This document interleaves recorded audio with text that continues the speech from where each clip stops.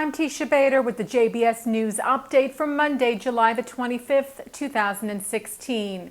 Israeli Prime Minister Benjamin Netanyahu met last night in Jerusalem with President of Cyprus, Nikos Anastasiades.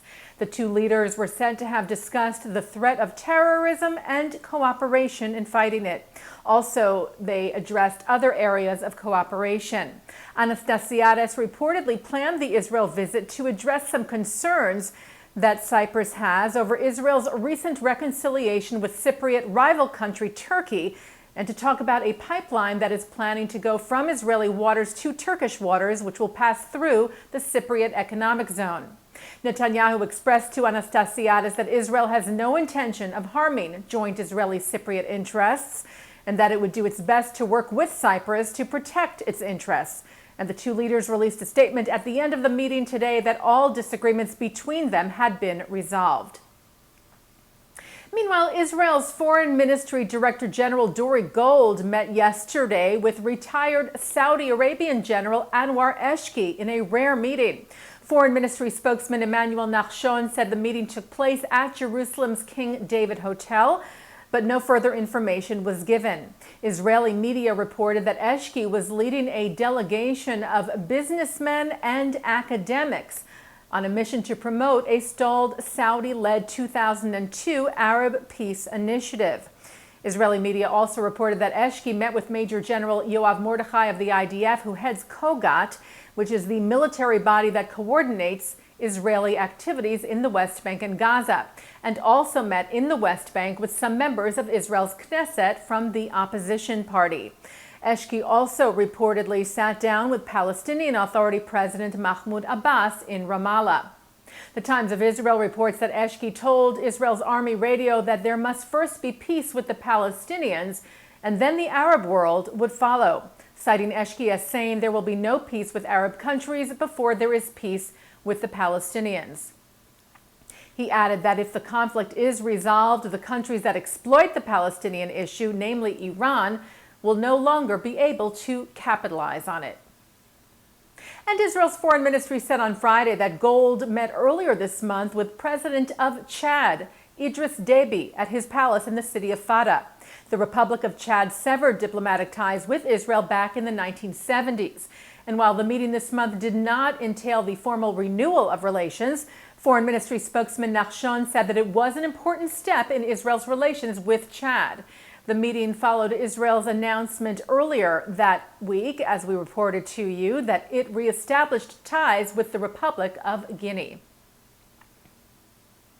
Haaretz reports that Prime Minister Netanyahu announced today that Israel is close to signing a new defense aid package with the United States. The Prime Minister's office said that Israel's acting National Security Advisor Jacob Nagel will meet in Washington with U.S. National Security Advisor Susan Rice at the end of this month to work out the final details of the deal. Negotiations regarding the military aid package for Israel have been ongoing for months, and Netanyahu reportedly said that Israel was interested in signing the new package agreement as soon as possible. The Nagel-Rice meeting is set to take place in the U.S. Capitol this coming Sunday, July the 31st. The American Jewish Committee expressed some worry at the controversy over the Jedwabne massacre in Poland that took place during the Holocaust. AJC CEO David Harris stressed the efforts of the AJC and Poland to work towards establishing stronger ties between the country and the Jewish community and the reclaiming of Jewish life in Poland. But in light of recent statements, Harris said there was now reason for some concern. Harris referred to recent statements made by Poland's Education Minister Anna Zalewska, who challenged the historical accuracy of the mass murder of Jews in the town of Jedwabne, as we reported to you about last week, and also in the town of Kielce, having been perpetrated by their Polish neighbors, claiming instead that the Jews of those two towns were murdered by the Nazis. Harris also referred to the recent appointment of a new head of the IPN, the Institute of National Remembrance in Poland, who expressed his intention to pursue what Harris called this revisionist history. Harris said in light of these recent and troubling developments and as longtime friends of Poland, we urge Polish President Andrzej Duda and other Polish leaders to reconsider this direction and put Poland back on the path towards an honest confrontation with the dark chapters of its past, thereby ensuring a solid foundation for future engagement. And taking a look now at our programming for tonight on JBS for Monday, July the 25th. At 7 o'clock, more of our exclusive television coverage from the 2016 American Jewish Committee's Global Forum in Washington with former Israeli ambassador to the United Nations, Ron Prosor, who introduces students who are fighting the boycott, divestment, and sanctions movement on college campuses. Then at 8, the AJC honors Milan Chatterjee of UCLA and Winston Shi of Stanford for standing up to the BDS movement, followed by a ceremony honoring 3 mayors who have fought against anti-Semitism in their communities: Seti Warren of Newton, Massachusetts, Stephanie Rawlings-Blake of Baltimore, Maryland, and Yanis Boutaris of Thessaloniki, Greece.